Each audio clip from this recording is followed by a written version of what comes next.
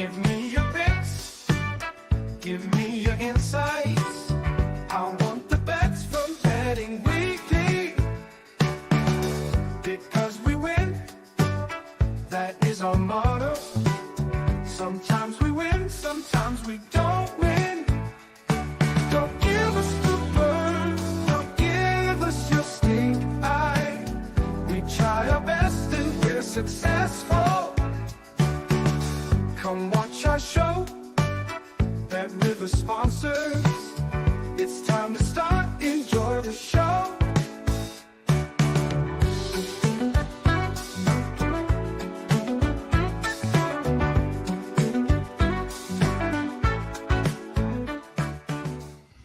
Welcome in everyone to Betting Weekly Live. What a relaxing tune that was to see us in, Lewis. That's got everyone nice and relaxed. But that's like classic Marvin Gaye. That was. I was just like swaying along. Oh, that's one of my favourites so far. We could release that, I reckon, and that'd probably get top 10. Harry Holt is a fan of the song. Paul Laguna as well, right up their street for this one. Duncan, great to see you. Rick Haley.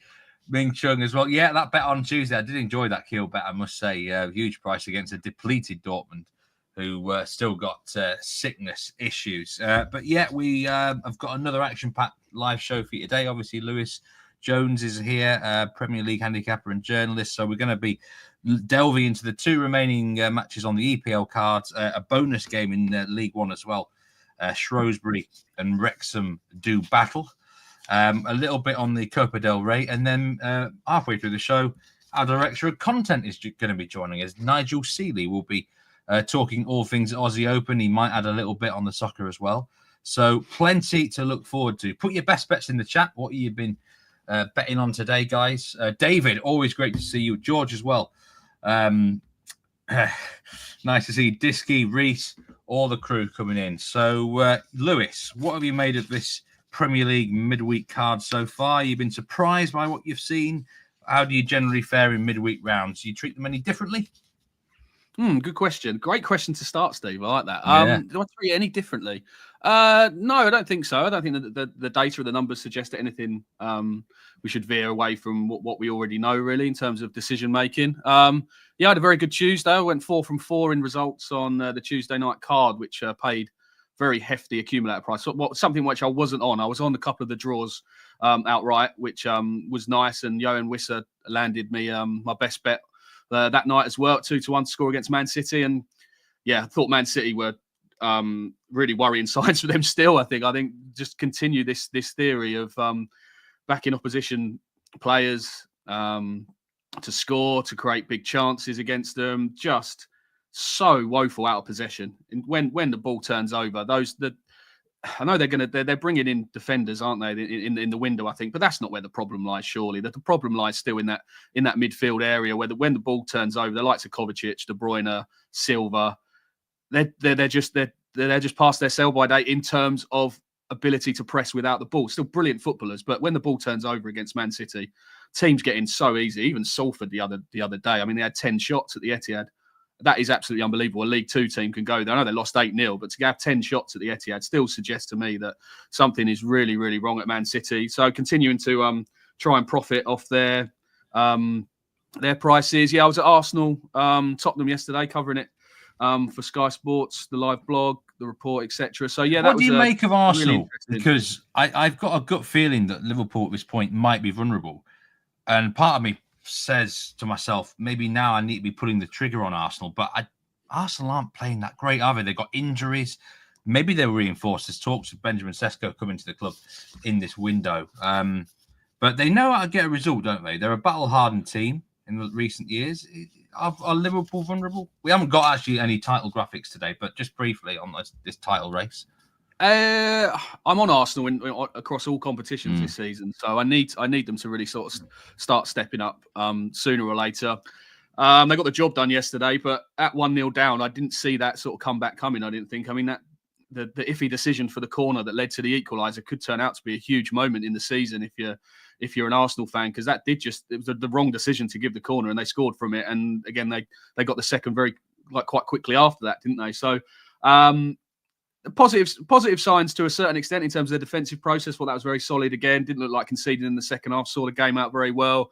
Game management is always very good with this Arsenal team. They know how to win games, but just in those forward areas, still, I didn't think they were very impressive, especially in that first half when they went behind. Trossard and Sterling didn't really look like they could beat their man. I know Trossard got the goal in the end, but still would have worries about them creating chances from open play to sustain this title challenge against Liverpool, who can score goals from open play and from all angles as well. So yeah, I think we should get a decent run, I think, in terms of a title race this season. But whether I'm going to cash here on my Arsenal plays outright, I'm not so sure yet. I still haven't seen enough to suggest that they can really overhaul Liverpool, but it was an important result yesterday. So I think that could be a turning point in the season. But I thought there've been opportunities for them to have turning points earlier on in the campaign as well, and they sort of then fluffed their lines next up. So interesting to see how it goes over the next month. Being out of the FA Cup might help them as well. They might be able to get to Dubai, might they, and refresh a bit, and then do what they've done over the last few seasons and go on those sort of winning runs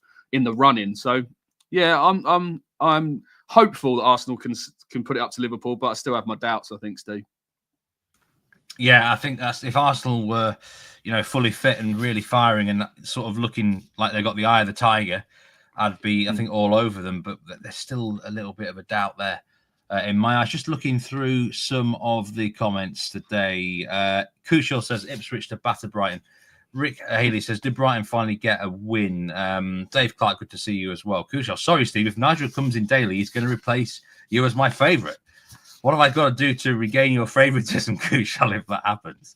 But Nigel is going to be coming in midway through the show. You have to stick around, Kushal, now, won't you?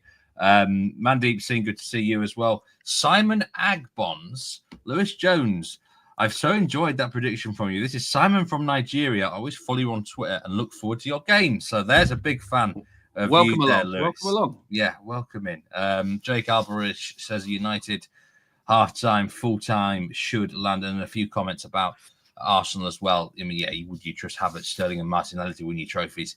Probably not. Shane, hello, good to see you. I don't know if we probably won't see a cat appearance today, but you never know, do you? Let's get into the games then today. The Premier League, we've got Ipswich Brighton to start things off. This is 2:30 Eastern. Ipswich plus 280 now. Brighton minus 103. Minus money favourites. They've not won in the Premier League for quite some time. Over 2.5 goals is at minus 137. I mean, can you trust Brighton at minus money at this point in time? They draw a lot of games. But then again, there'll be some people arguing in chat that they are by far, on paper, the better team.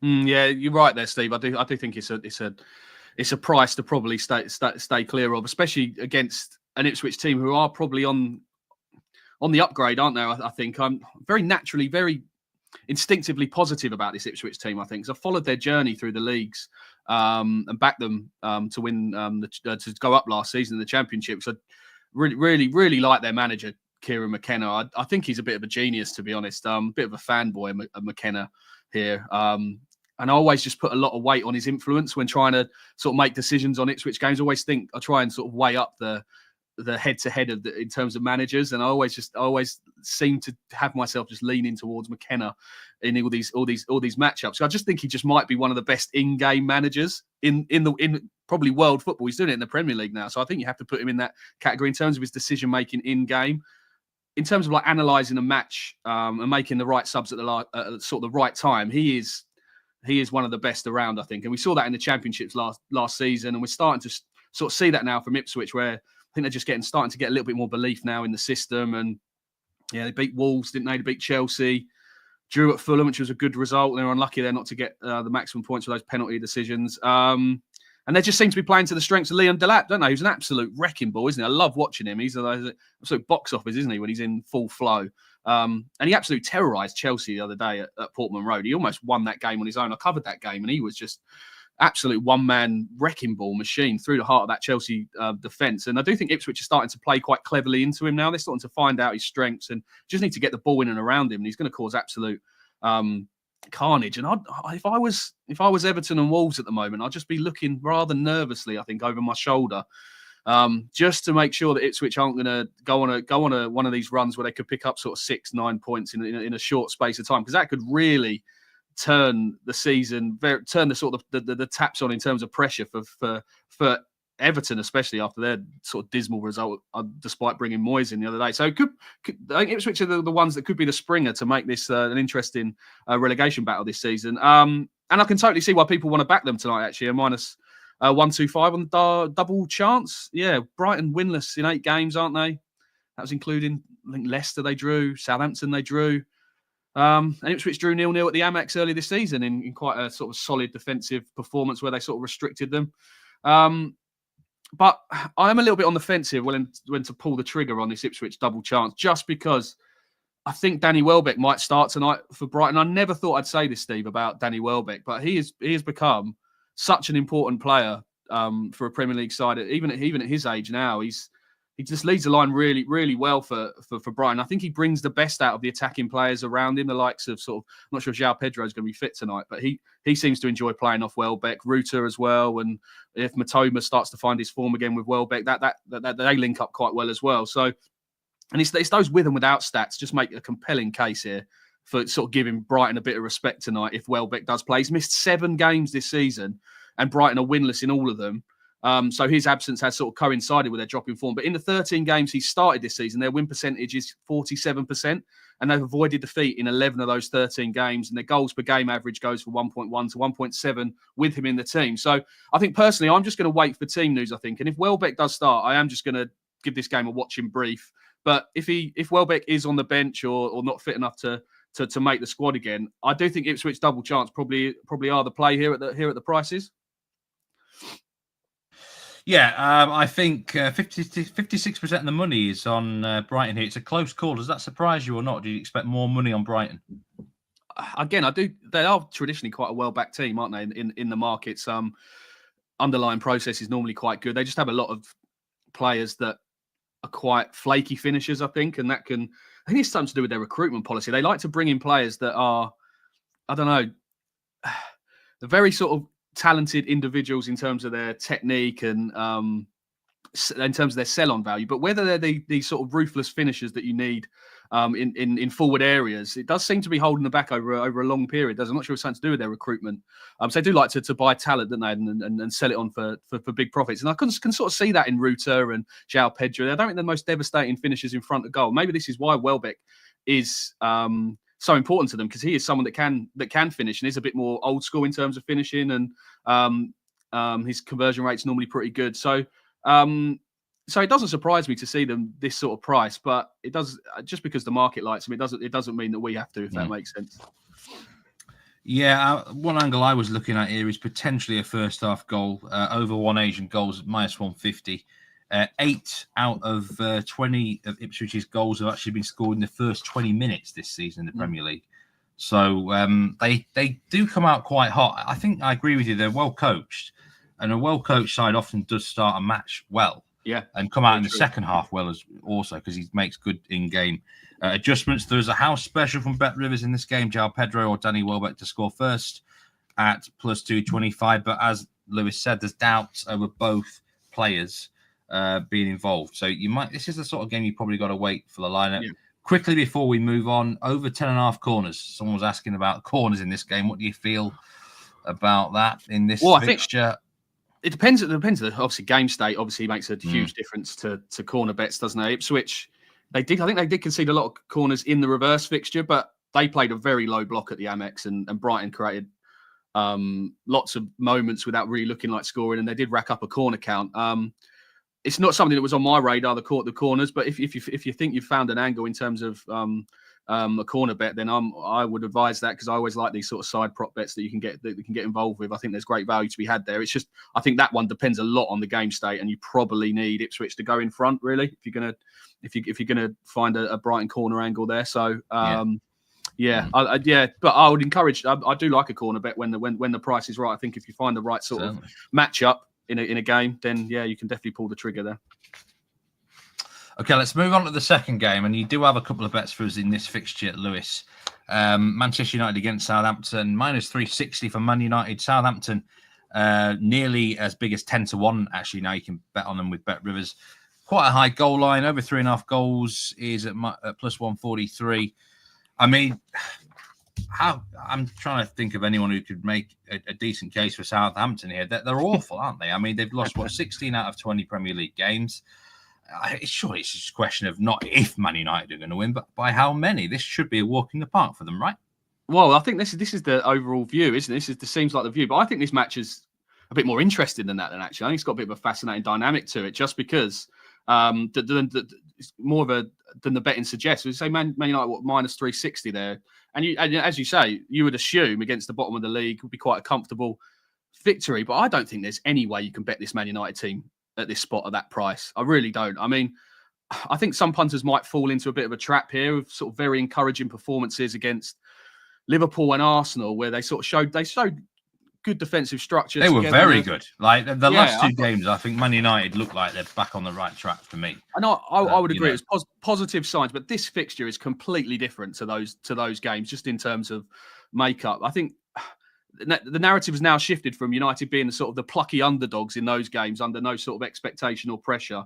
And I think that's a role that Amorim plays quite well, when he is good at dampening down expectations whenever he's in front of the media. And I do think he is playing that sort of underdog tag quite shrewdly. It's one thing he's done well in the job, I think. But now they've got huge expectation on their shoulders to just go and win this match. And it's very difficult to win a Premier League football match. I'm still of that opinion.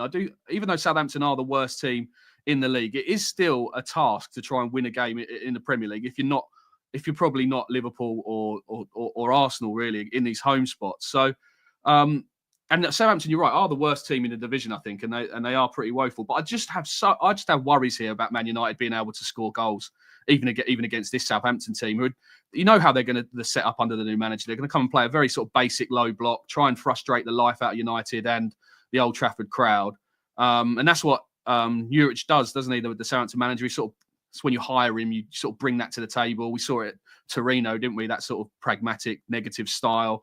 And then how many games did he last at Roma? I think he 13 maybe games, 12 games at Roma. They just couldn't stand his style of football there. So but he does concentrate on being hard to beat. And United have got such a long-standing issue in front of goal in terms of scoring goals, and it always makes, I think, it's very hard to fancy them to win any football match at the prices that they go off, I think. And I get hammered on a weekly basis by Man United fans in my prediction column.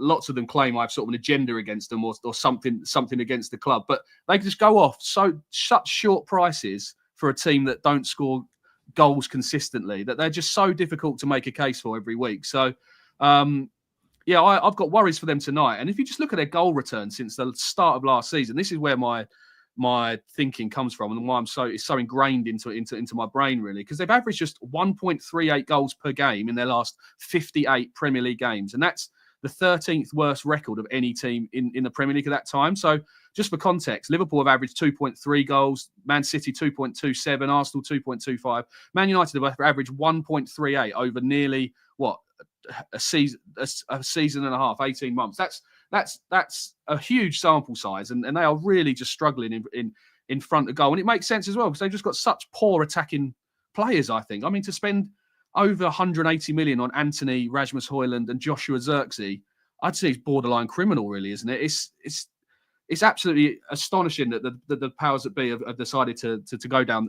that route, and it's turned into an absolute sort of they're making them look laughable every week. Manchester United, just they're playing forward areas. It's not good enough, and they haven't got any money now to invest in this window. Probably not in the summer either, because if they don't get Champions League footballs, that's looking unlikely. So Amorim is probably going to have to work with Højlund and Zirkzee over the next few years to try and turn them into these top class forwards that sort of price tag suggests they should be.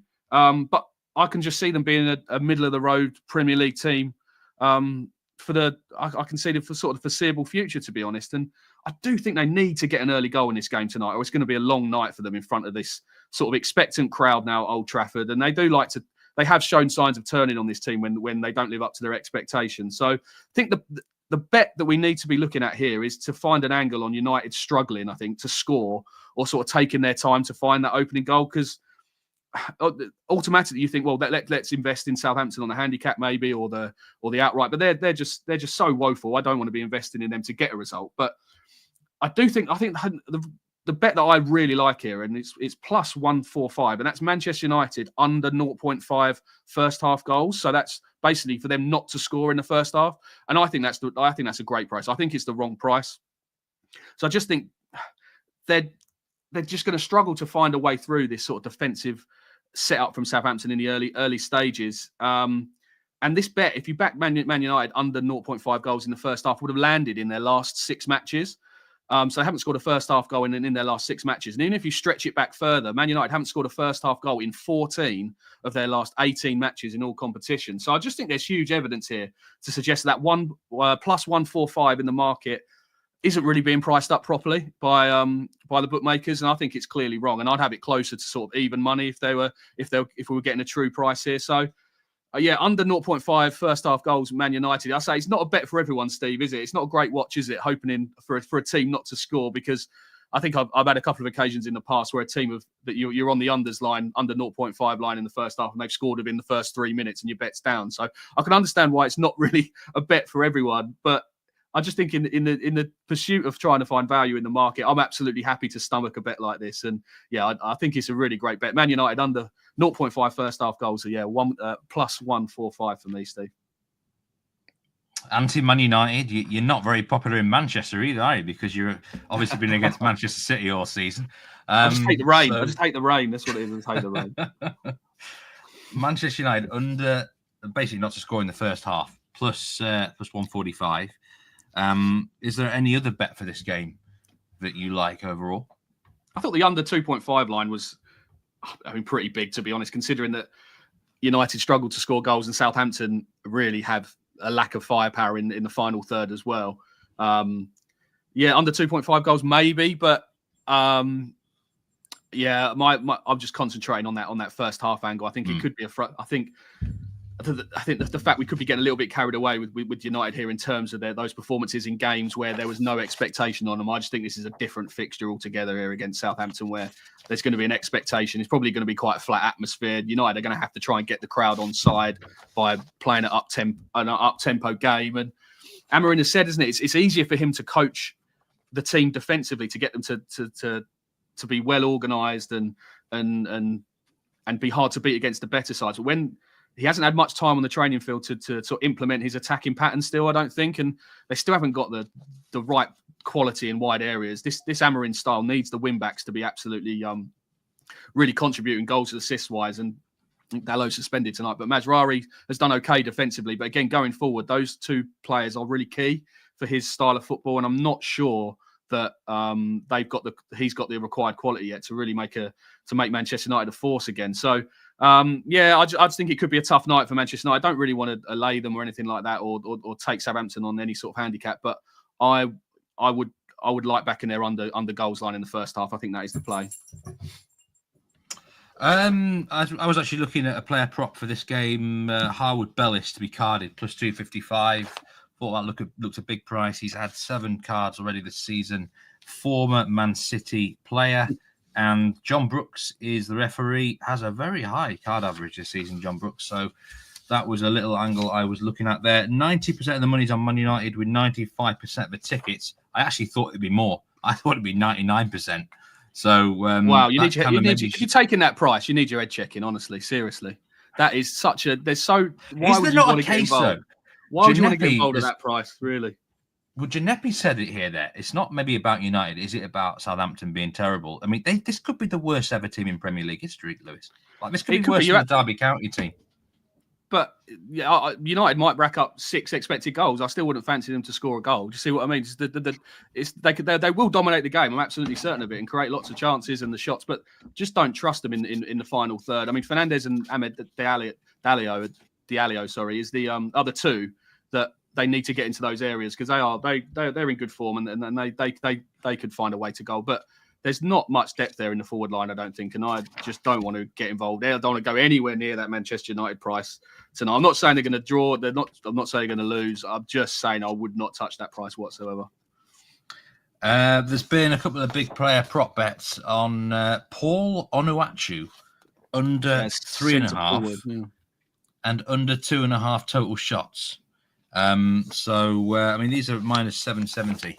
but significant 4-figure bets on those. So that particular bettor or bettors are hoping he doesn't have a great night for Southampton. We've got a League One game. Shrewsbury, Wrexham. What's the play here, Lewis? Wrexham, obviously well-known, massive name now with the owners that they've got. Minus money away from home in League One. This is the sort of bet that a lot of people will just look at the name and think, "We'll get on them." I mean, who was Shrewsbury? Some people might even wonder. What are your thoughts on this game?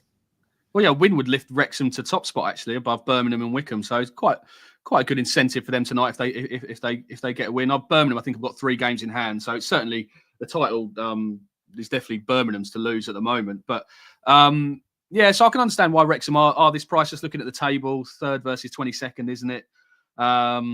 But just having a little look at their away record this season, really,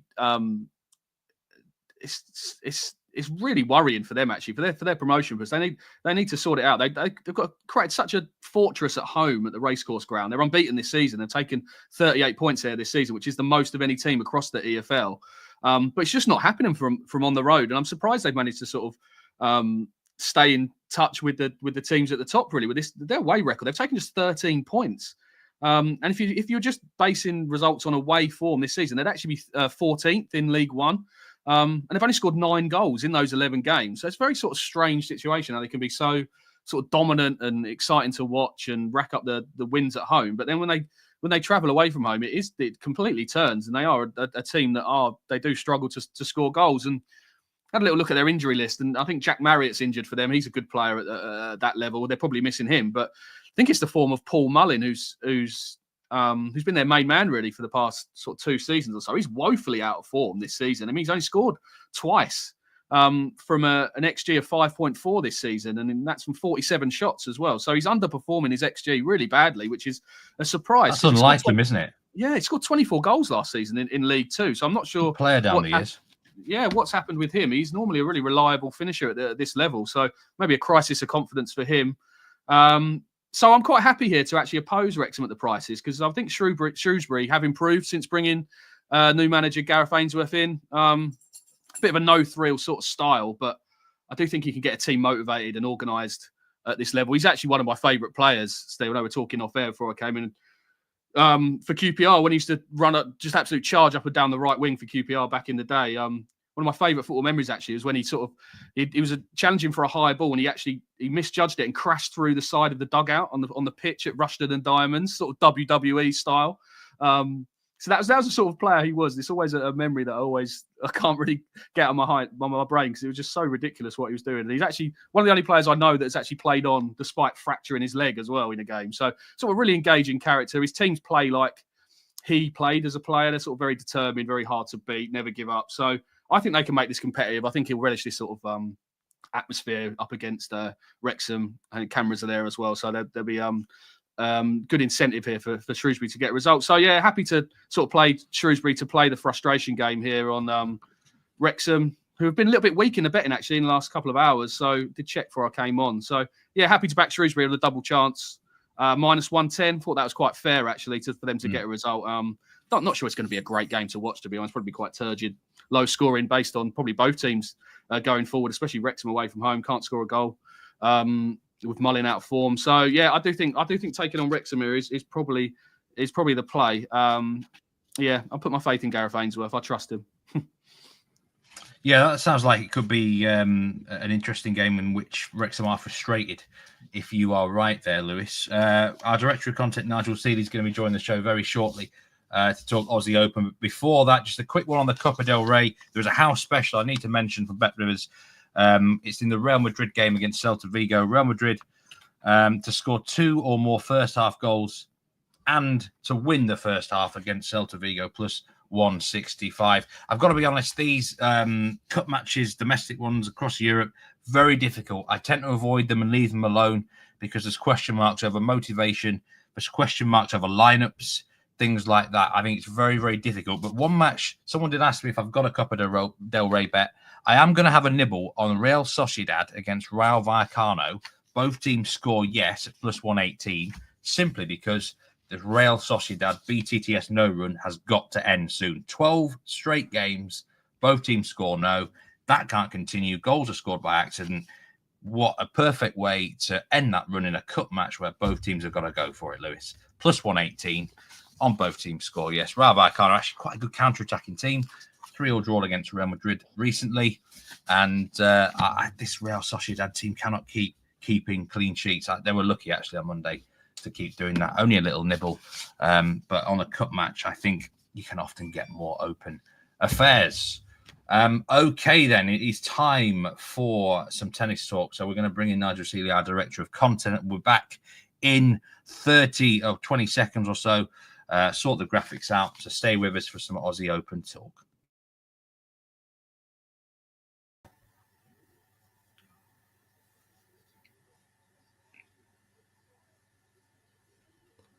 Hello.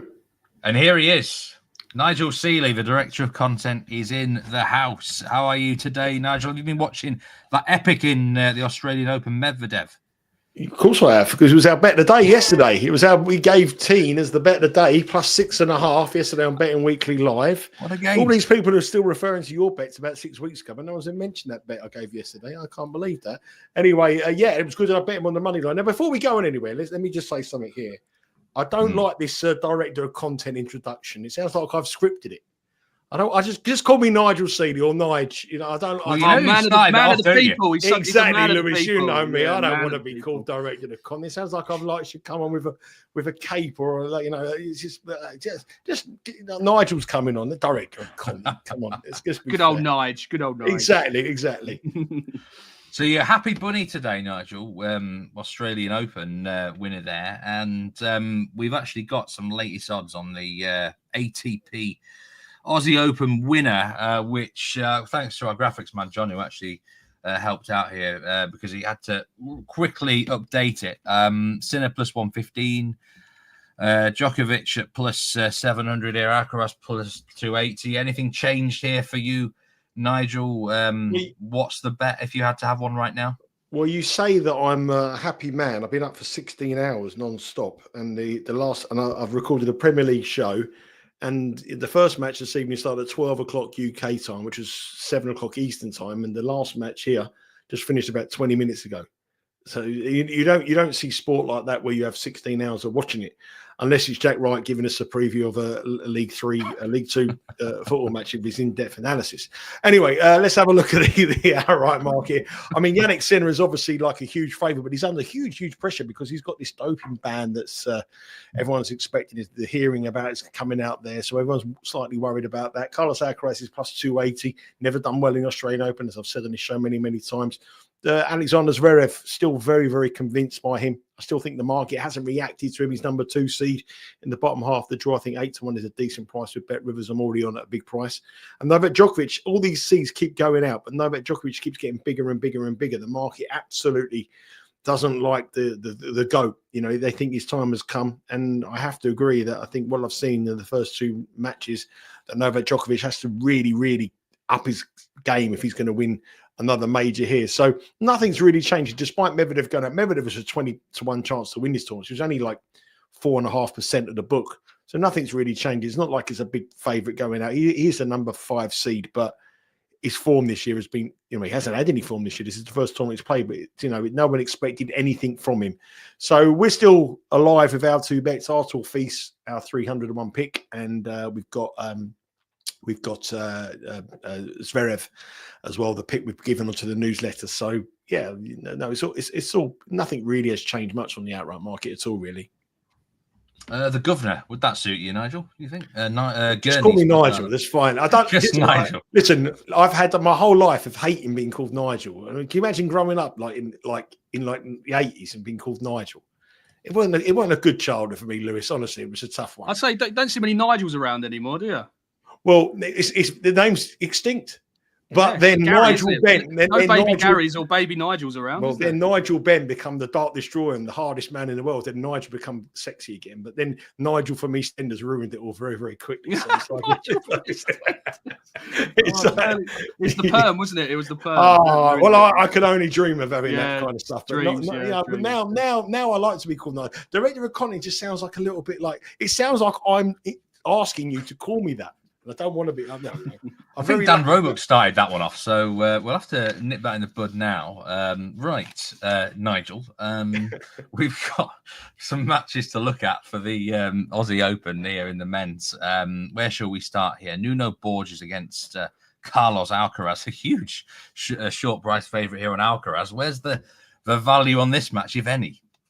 Well, it's quite funny because when you look at the betting sort of comparison sites and you look at, there's a very good website called Tennis Explorer, because and it shows where the money's going, and money's going for Carlos Alcaraz. He was like, it's amazing. He was like literally that no one is betting him at all, and he's moving from minus 3,335 from minus 2,500. So whoever's got that crazy money to invest on those kinds of low prices, I mean, they must be putting them into big parlays, because you're not going to bet him in a single here at all. The interesting point here for me is that Nuno Borges is playing some of his best tennis of his career. I mean, he's not on the same level as Carlos Alcaraz. It's quite the conditions here are quite cool. It's not hot, so that would suit slower court players, and Nuno Borges is more of a clay courter than a fast court player, and he's on the verge of having his best career ranking. But he will, after this tournament, he will have his best career ranking. He'll be rated in the top 32 in the world, which means he'll be seeded, if he stays that way, for the French Open next Grand Slam, which is crazy. It's in May. But he's played really well. I mean, he's won 2 matches against Muller and Thompson, good players. Got to the semi-finals of Auckland before this tournament. And I think he can make this quite competitive against Alcaraz, because this is the major that Alcaraz is vulnerable at. If you're going to get him beat, you're going to get him beat here. So I would be looking at Alcaraz here. I quite like the over on the total games. Just a small interest in it. But I think Borges, with a tasty start. I mean, we bet yesterday a lot of players with a tasty start. They never necessarily won on the money line, but a lot of them covered the handicap here. And this tournament has been very, very heavy favourites. Favourites will win this tournament. But if you look at the spread, a lot of underdogs have covered the spread. So plus 8.5 games here. You know, you're looking at Alcaraz winning 6-3, 6-3, 6-3 to cover that. Or obviously, you know, that's if we went to straight sets. But plus 8.5 for a player who's playing his best tennis of his career against an opponent who doesn't really like it here, never really enjoyed Australia, his worst performing major. I think the lean would be Nuno Borges plus 8.5 on the spread here with Bet Rivers at minus 118. Oh, these are the games here. We've obviously got Novak Djokovic on the cards. Ugo Humbert against your outright 300-1 pick, Arthur Fils. Yeah. Fils is the underdog here, plus 140. But this looks quite a close matchup here, quite a high games line. This is the sort of game that could go all the distance, Nigel? I'd probably be... Well, he's a big server. Both of these are big servers. Ugo Humbert is a very big server. He's a left-hander, cause you problems, but he's an absolute headbanger. You know, he could have a brilliant day or he can be completely off the radar. So if you're betting minus 117 Ugo Humbert, you're going to have a long, hard look at yourself in the mirror tomorrow morning, regardless if he wins or loses. The reason why this price is the price it is because there's an overwhelming head-to-head in favour of Ugo Humbert. Humbert leads 4-1 in the head-to-heads. And they're all quite recent head-to-heads. If you look at a lot of head-to-heads and they go back to 2015, 2012, all these kind of stuff. But these 5 matches have all been in the last year or last year and a half or so. But the last meeting they had, Fils won in the final in Tokyo, which is a big boost for him. He's the player that is going to be moving in the right direction. Ugo Humbert is a player that is both of them. They're both French. They're both at their career high. But I think if you can look past the head-to-head record, I think Fils here at plus 114 is a bet. And I can look past the head-to-head record because I think I genuinely think it's a 50-50 call. And if you've got a 50-50 call and you can get plus 114, plus 140, sorry, Arthur Fils would be a bet for me. So, yeah, Fils would be another lean at plus 140. I want to get with the underdog here as well. What about these other 2 games in here? Novak Djokovic against Tomas Machac and Jakub Mensik against Alejandro Davidovich Fokina. Anything catch your eye in these 2 games, Nigel? We'll do Davidovich Fokina first against Mensik. Mensik is a real talented young player. He's 19 years of age. He's on the verge of making it in the top 32 as well in the world rankings. He had a big win yesterday against Casper Ruud. A lot of people, it may say it's a big win, but I think it was only plus 110 to win the match. It wasn't really a shock. I always say fade people who have big wins like Fonseca in the first round and in the next round, but he was plus 110 and everybody expected him to win that match. He won that match. He's a player moving in the right direction.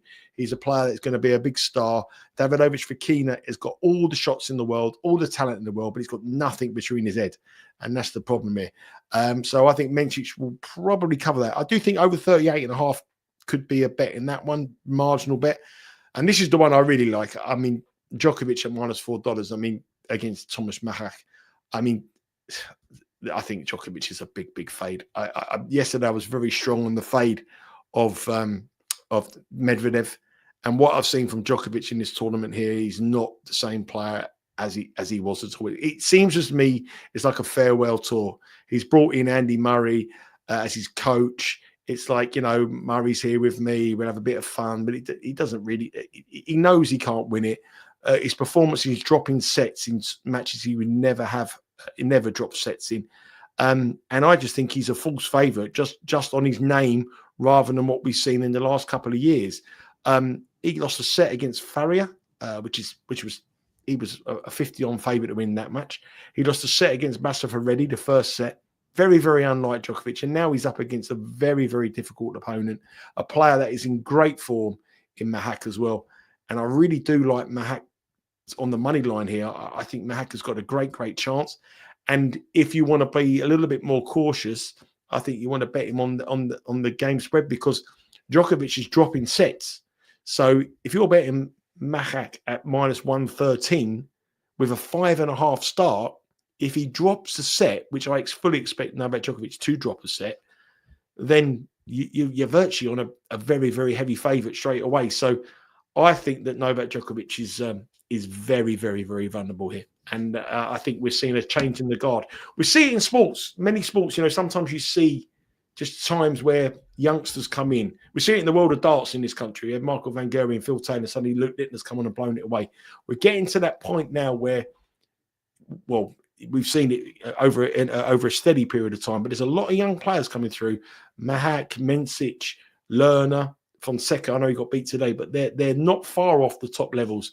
And at this moment of time, Novak Djokovic is nowhere near the top level of what he's been, and he's vulnerable, very vulnerable. At minus $4, he's a fade for me. Plus 295 for Machac. Just out of interest, Nigel, what do you think would be fair odds on Novak Djokovic here?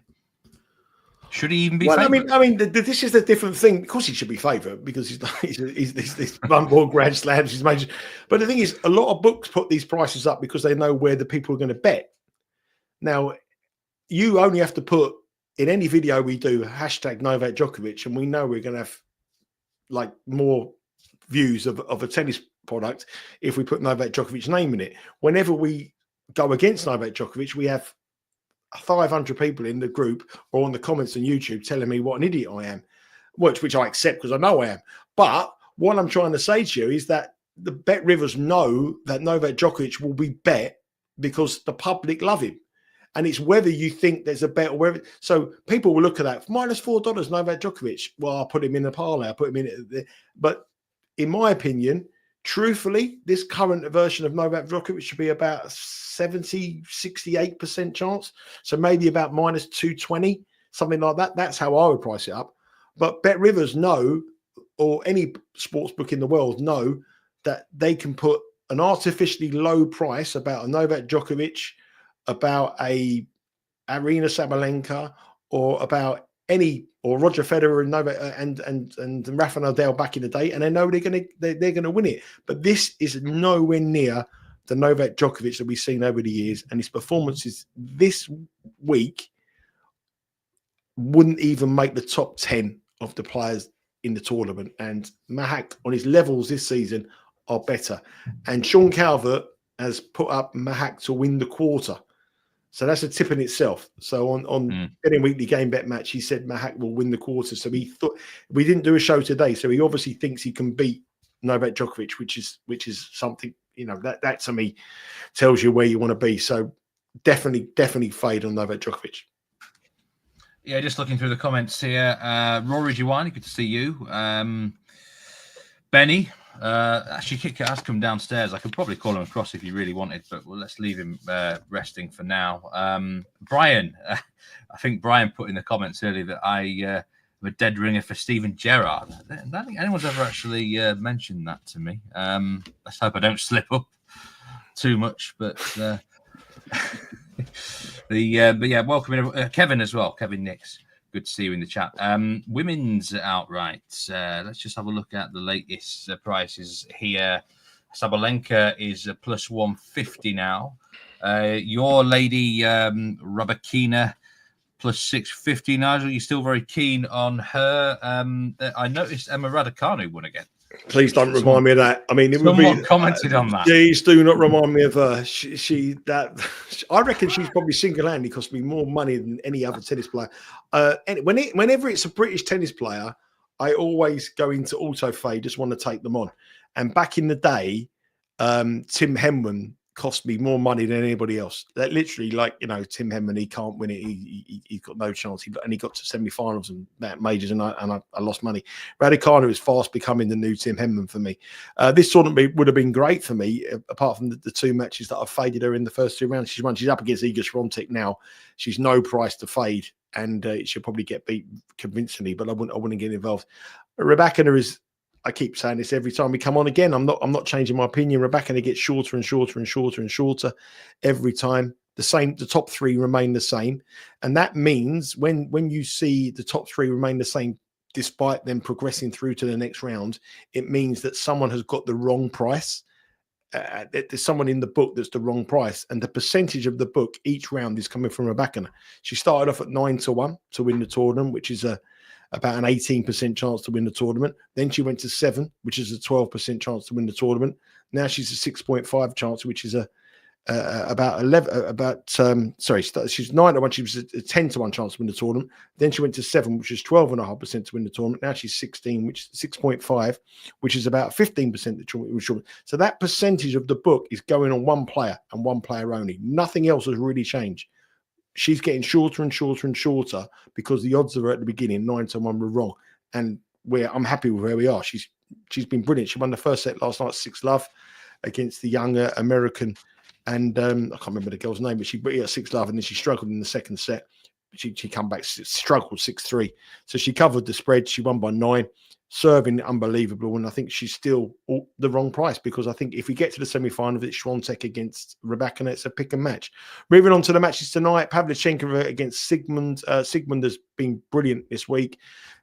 She's had 2 big wins. She beat Kenwin Zhang, the Olympic champion, but I think she's going to run into someone who's going to beat her this evening. I would expect Pavlychenkova to win this, but minus 186 it's a very, very short price. They've met twice before, way back 2007 and 2016. So absolutely no significance into their head whatsoever.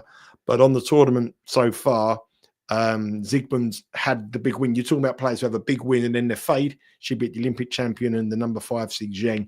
And I think she'll have the fade. I think Pavlychenkova will win that match. If we go on to the next match, Sabalenka Towson, this is really interesting for me because I'm a big fan of Clara Towson.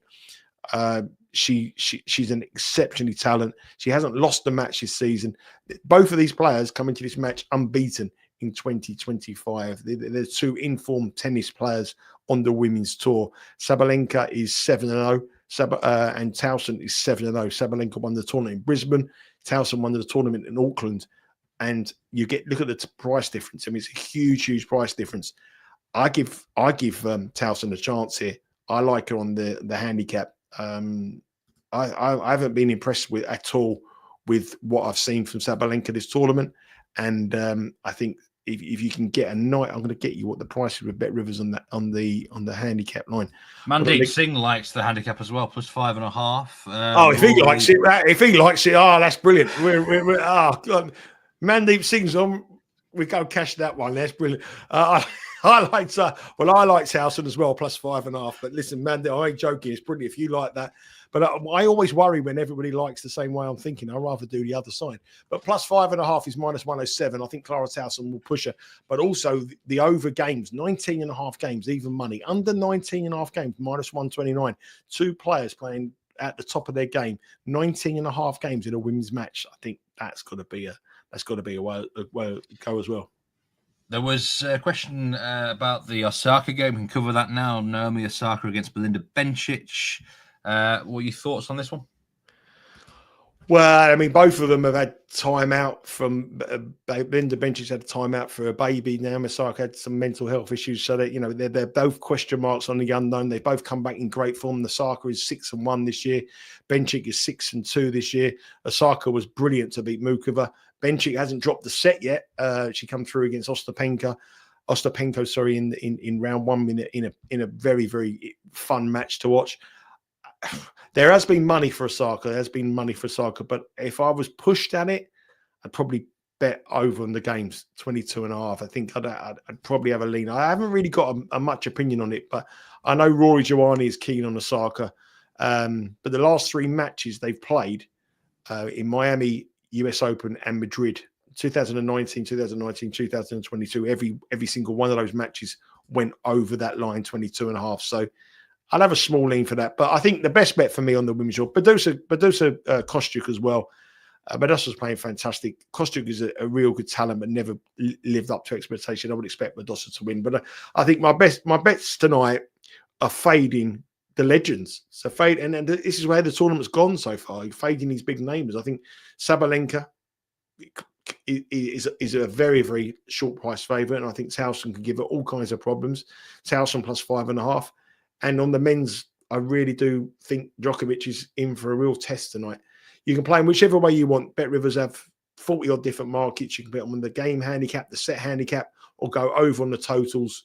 But I do think, I think fading Djokovic on the money line, going Machac on the money line at plus 295 is a good bet tonight. Anything extra in the soccer that you like, Nigel? On Manchester United, a bet at minus 315. What do you think of Lewis's play? Listen, Lewis is the main man. I mean, he was the first person in the whole world, I think, to get us all onto this Man City train. He broke that down, and I've been riding that train behind him ever since. But I think Manchester United there is a very, very short price favourite. I do like Ipswich, and I spoke to you, Lewis, about a few weeks when we very first started doing these shows, and you were talking about Solanke as possibly being England's number 9. Yeah, but I tell you what, I wouldn't be surprised if Delap gets called into the England squad. It wouldn't surprise me. It'd be interesting, won't it? He's probably got to work on his technical ability a little bit in terms of his all-round game, I think, to be probably selected by England. But if you play to his strengths, as was mentioned earlier with Steve, he's a wrecking ball, isn't he? He's like a one-man wrecking machine in the centre forward. But I'm not sure if England would really play to his strengths if he played for him. I tell you, if you wanted a long-term investment regarding England, I was at Arsenal yesterday, and Miles Lewis-Skelly, the left back for Arsenal, I think there was like Ashley Cole vibes about him last night. I thought he was absolutely sensational at left back. And England, they're not exactly blessed with left backs coming through, are they? So if we can, if you're searching around for a long-term price, if you get him to start England's first game in the next World Cup, if any bookmakers are offering those prices, he is a player to watch, and he just looks tailor-made to play for England. I think he was exceptional last night in a really big game. He's 18, but he plays like he's sort of 26, 27. He's got such great maturity, and I'm really excited about him, and hopefully we can follow him and make some profit in terms of him being selected by England. Tuchel was there last night as well, sitting a few rows behind me. So he must have been impressed with what he saw, because he was outstanding, Lewis Skelly. So I think he's one. If you can find any prices about him getting called up for England or playing that first World Cup game next summer, I think it's a great bet. I know there's not much competition there either. I think Lewis Hall maybe at Newcastle, but yeah, Lewis Skelly, I think he's got a big future if we're talking England. I know it's a long way off, and people don't really like tying their money up, but I think he's going to be a really sensational player, this guy. 2 Lewises you mentioned there, and Thomas Tuchel wasn't impressed with the Lewis sitting in front of him. But there you go. No, he wasn't. No, I think my days. It just makes me laugh. I know we're running a little bit of time, but it makes me laugh. So when you got Lewis Skelly and all this kind of stuff, when I used to take my son to football back in the day, he's like 20 now, and he was about 5 or 6 or 7. He wanted a shirt, so you could buy a shirt, and you had to pay per letter. So it was like £3 or something per letter. So like he wanted to get Akinfenwa, and I didn't have enough money to buy Akinfenwa, so I made him buy a shirt with Harry Pell on it, P-E-W. Yeah, that the makes only, much like, sense. at AFC Wimbledon, he was the only kid with a Pell shirt, P-E-W-L. But everyone had an Akinfenwa. I didn't have enough money. So if anyone likes Lewis Skelly, you know, maybe get him to become a Declan Rice fan. It'll save you a few quid. Or just go MLS, maybe. MLS on the back, that'd be perfect. Yeah. What's your best bet, Lewis, of the day? Oh, it's got to be Man United not to score in the first half, I think. Plus, was it 1.45? Under 0.5 Man United first half goals. I think it's going to be trickier than what the markets are suggesting. I think that price is wrong. It's not been priced up properly. As I said, they haven't scored in the first half in 14, their last 18.